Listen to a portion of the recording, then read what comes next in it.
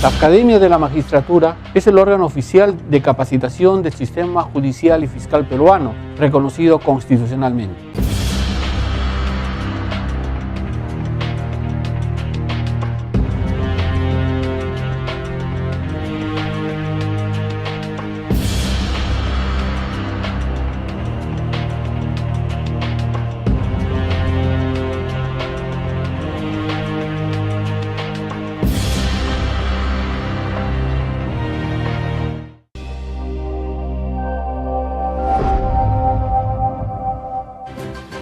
Bienvenidos a Referente Jurídico, programa producido por la Academia de la Magistratura de la República del Perú.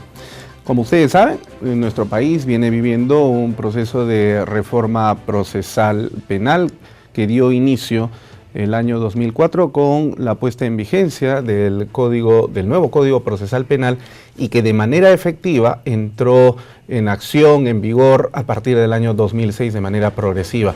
Hace poco acaba de inaugurarse esta nueva forma de administrar justicia penal en el Distrito Judicial del Callao y ya solamente resta la implementación en la ciudad de Lima Metropolitana, que se encuentra dividida en 4 jurisdicciones.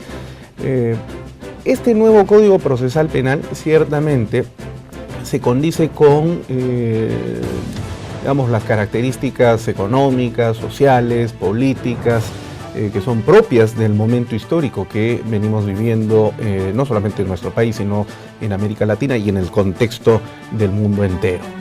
Pero ¿qué pasó con el derecho procesal civil? Recordemos que actualmente rige el Código Procesal Civil que entró en vigencia en el año 1993 y que, a pesar de que ese año se puso en vigencia también la Constitución que rige nuestros destinos como nación, sin embargo, este código fue inspirado bajo el contexto de la Constitución de 1979 y de hecho los acontecimientos históricos, políticos y sociales, valga la redundancia, de aquel entonces han variado muchísimo para el día de hoy. Y esa es la razón por la que probablemente en este momento no exista esa congruencia entre lo que significa administrar justicia en materia civil y lo que espera nuestra propia sociedad al respecto. Por eso, en Referente Jurídico y ya próximos a la celebración del 23º aniversario de creación constitucional de nuestra institución, estamos en semana previa de celebración y el día de hoy vamos a contar con la voz y presencia de uno de los más importantes juristas del país, versado en materia de derecho procesal civil. Me estoy refiriendo al doctor Nelson Ramírez Jiménez, quien estudió la carrera de Derecho en la Universidad Nacional Federico Villarreal.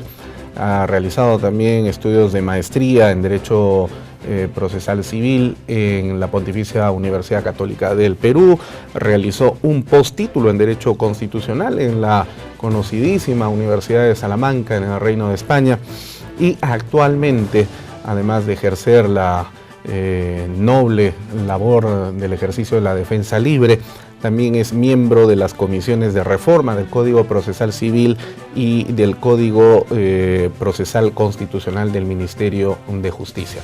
Con él vamos a conversar sobre el tema de la casación en el contexto de la actual forma de administración de justicia civil en el país y todo lo que el tema involucra. Damos entonces la más cordial bienvenida a Referente Jurídico al doctor Nelson Ramírez Jiménez. Gracias por su presencia, doctor. Gracias por la gentil invitación. Encantado de estar con ustedes. Bueno, magnífico. Vamos a comenzar entonces en este primer bloque con la metodología que siempre solemos utilizar para este tipo de conversatorios. Vamos a ir de lo simple a lo complejo, si le parece. Encantado. Construyendo los conceptos para poder llegar entonces a los puntos críticos. La Constitución de 1993, al igual que la de 1979, prevé como un principio de la función jurisdiccional, dice el artículo 139 en uno de sus incisos, la pluralidad de instancias, ¿verdad? Es decir, cuando un órgano de administración de decisión jurisdiccional dicta una decisión cualesquiera, una resolución que genera pues una situación jurídica determinada, una sentencia sobre todo, y esta no va conforme a los intereses y a los derechos de quienes intervienen en los procesos judiciales, tienen derecho a recurrirla conforme la ley establece, ¿no? ¿En qué consiste este derecho, además de todo lo señalado, en esencia, este derecho a la pluralidad de instancias? Bueno, básicamente, siendo la administración de justicia una tarea humana, la posibilidad de un equívoco, de una injusticia, de una percepción equivocada del valor de la prueba y un largo etcétera que puede justificar la necesidad de una revisión. Lo que habría que pensar más bien es si el concepto sigue siendo útil, pluralidad de instancias. Porque, por ejemplo, han habido experiencias tipo Argentina, donde hay una instancia única plural. Es decir, la primera instancia y única es un colegiado. Por tanto, estamos ante un tribunal plural, pero en instancia única. Debiéramos hablar más bien de doble instancia. La Constitución equivoca el concepto. Y creo que sería bueno revisarlo, porque permitiría, en el ejemplo argentino, tener una sola instancia plural sin necesidad de ir en recurso. Y otro tema es que también la doble instancia está siendo objeto de revisión por algunos factores. Por ejemplo, el reciente Código General del Proceso de Colombia es una clara muestra que además toma el ejemplo de España. Desalojo por falta de pago. Sentencia, si el inquilino quiere impugnar la sentencia, doble instancia, tiene que pagar la renta al día de la impugnación. Ah, qué interesante. Si no lo paga, no tiene derecho a la doble instancia. Esto originó un proceso en el Tribunal Constitucional colombiano que ha terminado con una sentencia que legitima el mandato legal, porque la doble instancia no debe ser percibida como el acceso irrestricto, abusivo, arbitrario, sin justificación que no sea la demora del proceso, para entrar a una doble instancia más legitimada, más argumentada y con efectivo derecho de defensa que puede estar siendo violado. Qué punto tan interesante el que está tocando usted, porque aquí justamente en casos de esta naturaleza, ¿no?, lo que antiguamente se llamaba el desahucio, ¿no?, del desalojo por ocupante precario, exactamente, un inquilino que no quería pagar la renta, simple y llanamente pues, se dejaba enjuiciar, interponía todas las excepciones necesarias, todas las apelaciones necesarias para poder alargar la mayor cantidad de tiempo del proceso. Y todo jugaba a su favor. Y todo jugaba a su favor porque sí, además nunca terminaba por pagar la renta. Y un proceso judicial de esta naturaleza, ¿cuánto puede durar? Hasta 5 o 6 años. Tranquilamente. ¿Verdad? Es decir, viviendo 5 o 6 años de una manera gratuita. Y eso es un ejercicio abusivo del derecho, sin efectivamente. Duda. Y además hay otro frente ahí que es bien interesante y que justamente en la Comisión de Reforma del Código Procesal Civil lo estamos analizando. Porque siempre el desalojo se ha entendido en la lógica del incumplimiento del pago del alquiler. ¿Y qué pasa con las expensas de propiedad horizontal? Hoy ha crecido muchísimo la propiedad horizontal. He venido acá a la zona de Jesús María y hay cantidad de edificios, hay más edificios de casas particulares. Quien vive en un edificio no solo tiene el compromiso con quien le alquila el inmueble, el departamento para pagar el alquiler, sino con los vecinos del edificio para mantener exactamente las expensas comunes, el agua, luz que permite que los ascensores funcionen, etc. Pues bien, hay que darle importancia tanta como al alquiler al pago de las expensas comunes. Y si no se pagan, también ejercer derechos vinculados al desalojo, porque no es posible que los edificios estén mal atendidos por culpa de algunos vecinos que no quieren pagar, sencillamente no quieren pagar. Así es. Y eso es un abuso también. Así es.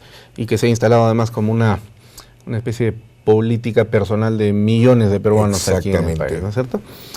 Bueno, esto como un tema práctico y real de los conceptos, ¿no es cierto? Ahora, algunas personas que no comprenden muy bien lo que constituye el proceso civil, y otros que definitivamente no tienen alguna idea, porque bueno, no tienen por qué tenerla tampoco, porque son personas no versadas en derecho, consideran y creen de que después de la apelación, cuando el expediente sube a la instancia superior, que es la última definitivamente, pero de corte superior cabe la posibilidad de la interposición del recurso de casación para que vaya a la Suprema, el caso, Algunas personas creen que esto es una tercera instancia y que por ende estamos utilizando el recurso de casación como si fuera expresión de una modalidad de impugnación. Y hay abogados que creen estar interponiendo impugnaciones a través de la casación.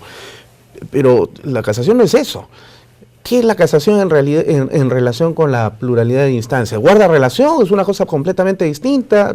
¿Cómo nos la puede explicar? En esencia, el gran tema es la diferencia entre una instancia de mérito, que es primera y segunda instancia, y se habla de mérito porque ahí hay una actuación de la prueba, una valoración de la prueba y una decisión. La casación tiene por función un control jurídico, de la calidad jurídica de la sentencia. No evalúa los hechos. Los hechos discutidos y probados y dados por probado en la sentencia de primera y segunda instancia son definitivos. Ahí se agota la instancia, el mérito del proceso. La Corte Suprema tiene un papel fiscalizador de calidad jurídica del fallo. Frente a los hechos dados por probados, se discute y se controla que la sentencia recoja bien la solución jurídica. Hay una prospección más de interés social que del caso concreto. Es una diferencia muy palpable y que en la reforma que estamos trabajando se quiere acentuar, porque también es verdad que la casación ha sido regulada en el Perú de manera demasiado abierta. Por ejemplo, no hay diferencias por cuantías. Todo proceso que se inicie en primera instancia puede terminar en la Corte Suprema. Primera instancia quiere decir un juzgado especializado en lo civil. No el de paz letrado. No el de paz letrado, porque se agota en el juzgado de primera instancia. Pero cuando comenzamos en justicia especializada, Corte Superior va a la Corte Suprema cantado. Basta que interponga el recurso. Sí. Y eso es un exceso. O sea, toda persona que interpone una demanda sabe de antemano que va a terminar en la Suprema. Sí, claro, bastaría simplemente pagar la tasa judicial y tiene las puertas abiertas. Bueno, y eso también degenera, ¿no? Definitivamente, porque si algo le falta al Poder Judicial, a todo Poder Judicial, pero especialmente al peruano, es tiempo de los jueces. Y los jueces no pueden estar dispersos atendiendo cualquier tipo de reclamo, a veces abusivos, por el solo prurito de acceder a la Corte Suprema y demorar la ejecución de la sentencia. Por ejemplo, ¿qué sucedería si una nueva regulación de recurso de casación estableciera que, interpuesto el recurso, no se suspende la ejecución de la sentencia de segunda instancia? Probablemente ya no habría casación. Exacto.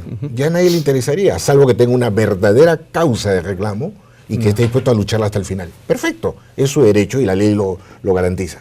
Pero el prurito del recurso para suspender la ejecución y demorar más o menos al tiempo de hoy 3 años, no, eso no debe continuar. Pero algunas voces garantistas dicen qué pasaría si más bien ejecutando la sentencia mientras se va en casación terminaría perjudicando gravemente los intereses y derechos reales del que casa. Totalmente, es un argumento válido, pero dos cuestiones. Estadísticamente, la cantidad de recursos de casación que prosperan son mínimos. Estadísticamente, la gran mayoría son declarados improcedentes. Entonces, no hay un gran daño especulativo. Y en segundo lugar, ese tipo de daño irreversible se controla con una medida de carácter legal. El recurso de casación no suspende la ejecución de la sentencia de mérito, salvo que su consecuencia sea irreversible, en cuyo caso el juez puede ordenar la suspensión para que se discute y termine de discutir el recurso de casación. O sea, siempre hay un equilibrio que se puede encontrar. Una muy buena medida. En un minuto, doctor Ramírez, para irnos al primer corte del programa. ¿Cuál es el objetivo jurídico de la casación, entonces, en consecuencia? Que el derecho se aplique correctamente a los hechos probados. De eso se encarga la Corte Suprema. Bueno, debieran encargarse todos, pero en especial es el papel exclusivo y excluyente de la Corte Suprema. ¿Cuántas salas supremas civiles existen en el Perú? Debiera existir una por mandato de la Constitución, pero por la lógica de la descarga judicial existen dos, una permanente y una transitoria. Transitoria que ya tiene más de 10 años de trabajo, con lo cual ha dejado de ser transitoria. Bueno, como casi todo lo transitorio en el Perú termina convirtiéndose en permanente, ¿no? Pero en justicia está mal, porque si algo nos garantiza la Constitución a los ciudadanos son magistrados titulares que ganaron el concurso para ser tales, y no provisionales que son convocados a criterio del presidente de la Corte. Pero los jueces de la Sala Civil Suprema son jueces supremos provisionales, entonces. La gran mayoría. Fíjense, en las dos salas hay 10 magistrados. Al día de hoy, solo 2 son titulares y 8 provisionales. ¿En conjunto de las dos? En conjunto de las dos. Vaya. Bueno, hay que ver qué hace el CNM al respecto. Hay que hacer algo, sí. ¿No? Bueno, vamos a hacer aquí una primera pausa comercial, si nos permite, y regresamos en Referente Jurídico con esta interesante conversación.